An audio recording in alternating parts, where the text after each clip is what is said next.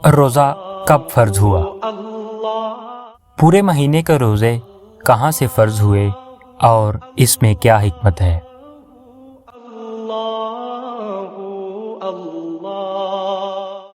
بسم اللہ الرحمن الرحیم۔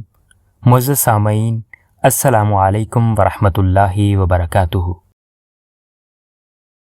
ہمارے رسول صلی اللہ علیہ وآلہ وسلم نبوت ملنے کے بعد 13 سال تک مکہ معظمہ میں لوگوں کو خدائے پاک کا حکم سناتے اور تبلیغ کرتے رہے، اور بہت زمانے تک سوائے ایمان لانے اور دوسروں کو بھی اس کی طرف بلانے کے کوئی اور حکم نہ تھا۔ پھر آہستہ آہستہ خدائے پاک کے یہاں سے احکام آنا شروع ہوئے۔ اسلام کے ارکان میں سے ایمان کے بعد سب سے پہلے نماز فرض ہوئی۔ پھر جب آپ صلی اللہ علیہ وآلہ وسلم مکہ چھوڑ کر مدینہ منورہ تشریف لائے تو وہاں اور بہت سے احکام آنا شروع ہوئے۔ انہی میں سے ایک ضروری حکم روزوں کا بھی تھا۔ سب سے پہلے عاشوراء کا ایک روزہ فرض ہوا، اس کے بعد رمضان شریف کے روزوں کا حکم ہوا، لیکن شروع میں اس کے اندر اتنی رعایت رہی کہ جس کا جی چاہے روزہ رکھے اور جس کا جی چاہے ایک روزے کے بدلے کسی غریب کو ایک دن کا کھانا کھلا دے۔ دیکھو کس طرح اللہ تعالیٰ نے اپنے بندوں کو آہستہ آہستہ آگے بڑھایا ہے۔ چنانچہ جب اسی طرح کچھ زمانہ گزر گیا اور لوگوں کو روزے رکھنے کی کچھ عادت ہو گئی تو معذور اور بیمار لوگوں کے سوا باقی سب کے حق میں یہ اختیار ختم کر دیا گیا، اور ہجرت سے 1.5 سال بعد 10 شعبان 2 ہجری کو مدینہ منورہ میں رمضان کے روزوں کی فرضیت کا حکم آ گیا، اور ایمان کے 4 اہم فرائض میں سے ایک بنیادی حکم بنا دیا گیا، اور ان کے علاوہ اور کوئی روزہ فرض نہیں۔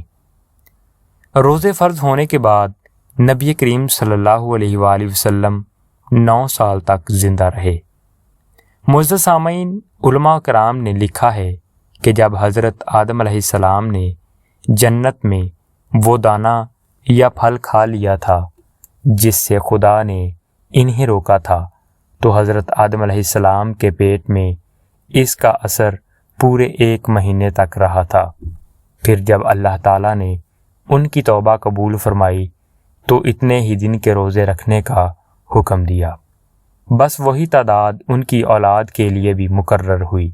یاد رہے کہ یہ بات اپنی جگہ درست ہے، لیکن ہم 1 مہینے کے روزے صرف اس لیے رکھتے ہیں کہ خدا کا حکم ہے۔ معزز سامعین، دوسرے اگر 1 مہینے سے کم، مثلاً 1 آدھ ہفتے کے روزے فرض کیے جاتے تو انسانوں کی زندگی پر اس کا کوئی خاص اثر نہ پڑتا، اور اپنے پر قابو پانے کی جو مشق 1 مہینے میں ہو جاتی ہے نہ ہو سکتی۔ اسی طرح 1 مہینے سے زیادہ مدت مقرر کرنے میں بھی تندرستی پر برا اثر پڑ سکتا تھا، اس لیے خدائے پاک نے 1 مہینے کی مدت مقرر فرما دی، بس ہمارے لیے اسی میں بھلائی ہے۔